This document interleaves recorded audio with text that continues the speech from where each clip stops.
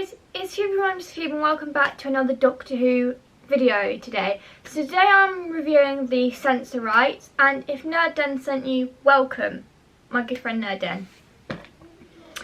So yeah, also click that big red subscribe button down below. I'm trying to get to 200 subscribers by the end of next year, so I would really appreciate you clicking manically. Also click the notifications bell to get notifications every single time I upload. This video is sponsored by BritBox. Thank you so much, BritBox, for sponsoring the video again. So BritBox streams all the old Doctor Who episodes from 1963 to 1989. So basically everything up until the 16-year hiatus that Doctor Who got until 2005.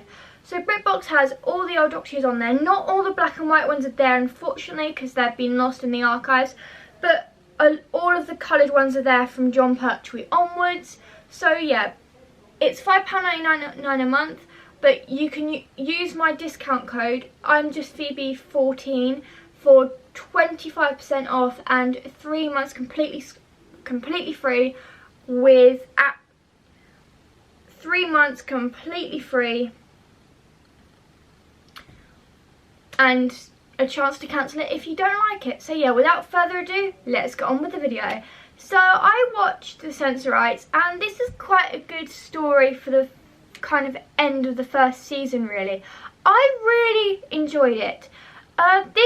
This story is a fantastic story. It was well paced in all 6 parts. It wasn't at all boring in places, which is normally which is very strange. But what I liked about this story is the fact that we got to see Susan's kind of psychic powers. I also love her description of Gallifrey, and I've got the transcript next to me, and I found the bit where she describes Gallifrey, and it kind of is a nice callback to the 10th Doctor telling Martha about Gallifrey once in the TARDIS at the start, and then again just at the end of the episode setting up the next episode, Daleks at Manhattan and Evolution of the Daleks, which I will get around to reviewing at some point. But yeah, so I'm going to read you out what the description says of how she describes Gallifrey, and then I'll carry on with the review because I really want you guys to hear how she describes it, because it's a nice little callback. Grandfather and I don't come from Earth. Oh, it's ages since we've seen our planet. It's quite like Earth, but at night the sky is a burnt orange and the leaves on the trees are bright silver. So there's that nice little bit of dialogue there between Susan and the Doctor, which I think is absolutely wonderfully gorgeous. And now I'm gonna read you the bit where the Doctor describes Gallifrey as well. The Doctor first describes Gallifrey in the TARDIS as the skies are burnt orange with the citadel enclosed in a mighty glass dome shining under twin suns. Beyond that, the mountains go on forever. Slopes of deep red grass capped with snow. I loved the Doctor's description, but obviously that's a video for another time. But I'll also tell you what he says as well at the end of Gridlock. He also explains to Martha that you should have seen that old planet. The second sun would rise in the south and the mountains would shine. The leaves on the trees were silver. When they caught the light every morning, it looked like a forest on fire. When the autumn came, the wind blows through the branches like a song. Now that, to me, Susan and the Doctor both describing Gallifrey in that way, to me that's just perfect. Oh, by the way, this serial aired 20th of June 1964.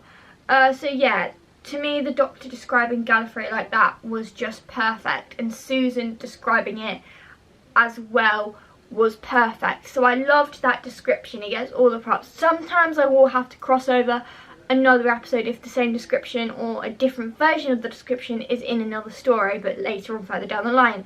So yeah, I loved how Susan described Gallifrey. I thought that was a beautifully described description of Gallifrey. I also loved how Ian and Barbara pointed out that they'd changed a lot in the TARDIS. That, as you know, in Doctor Who, is in the modern series, it's always been a reoccurring theme. The parents, Jackie said to Rose that she'd changed a lot, and so did Francine, Martha's mum, as well. So yeah, in Doctor Who, that's kind of a recurring pattern. When you step through those TARDIS doors, you're gonna change. So yeah, I do like how it's addressed at the very start that Barbara and Ian have changed a lot since stepping through the doors. It's definitely a nice early reference to that, as the BBC wasn't sure whether that was going to keep coming up, which it didn't, but it will do at some point. But yeah, I do loved how that described them changing. This story also had a lot going for it. The sets was fantastically done, I think, personally, in my opinion. The sets were completely fantastic. I loved the sets, the people, the characters. All the characters in this story were likeable characters. The Doctor's companions obviously being the main leads of this, but the characters in this were very, very likeable. You could definitely get down to their level, kind of thing, which is the perfect thing you need for a long part Doctor Who story like that in 6 parts. You need kind of relatable, likeable characters, which I think they achieved really well here. I liked how at first, when you see the 2 astronauts on the ship, at first that you think they're dead, but actually they're not. They're kind of in this kind of like deep sleep almost. I loved Carol and John as well. I thought that was amazingly well done. I loved the Sensorite design. I thought that was classic. Russell T Davies, please bring those creatures back and give them a bit of a modern day makeover. I'd really like to see the Sensorites back again. That will be in another video another time. But yeah, I really want to see the Sensorites maybe return.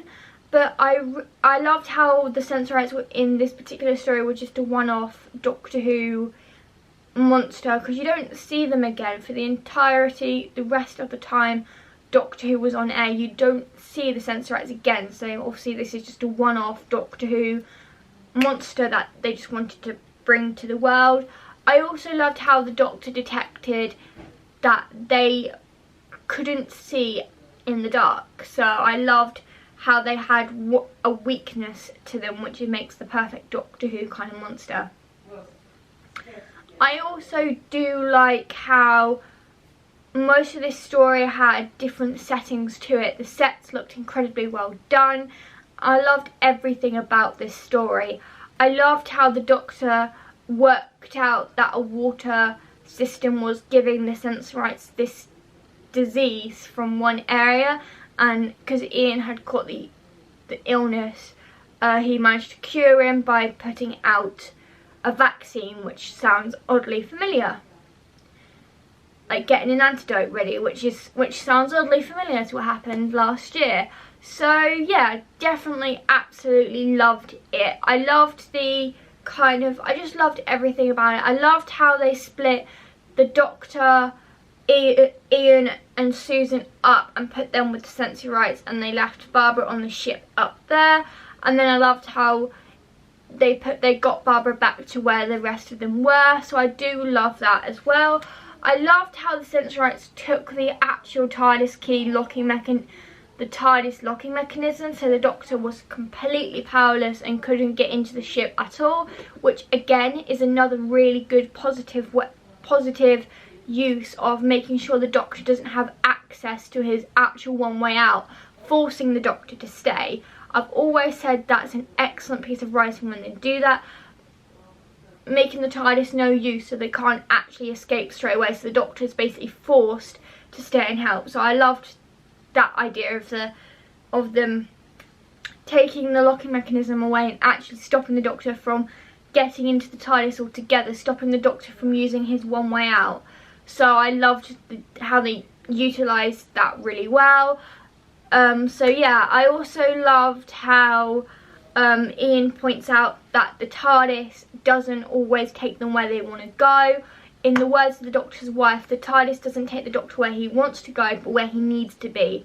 So you know, I loved how Ian implied that to the Doctor, that the ship basically goes anywhere it wants to and doesn't take them where he wants to go. So I do actually like that as well. And I just think it's a fantastic 6-part episode. Definitely worth watching.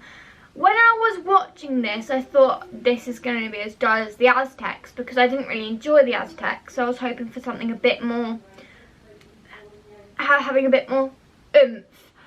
But yeah, I do really like this episode, and I think ratings time. Now, I would give the Sensorites story a 10 out of 10. It had so many good points about it, and I just completely loved this story, and I loved everything about it. So yeah, that's it really. That's all I'm going to say. But yeah, I loved this story completely. It was fantastic, and I just loved everything. That's it. Thursday I won't be doing a review. Thursday I'll be doing a retrospective of series 1 of Classic Doctor Who. So look out for that, because I want to start series 2 next week. I've also got a Halloween special coming out on the 31st of Halloween, so I will film that in advance and keep it on my iPad to go out for you guys on Halloween. So yeah, make sure you click that big subscribe button if you haven't already, and click the notifications bell to get notifications every single time I upload. And also pop in the comments down below what other videos you want me to do. Do you want me to do more review videos, like review the modern series? Do you want me to do kind of like Doctor Who themed Halloween videos, that kind of thing? Because I've got a Halloween special coming out October 31st, so Sunday. And I'll keep you updated with more Series 13 news as and when I have it. Okay, I will see you guys soon for another Doctor Who video. Allons-y.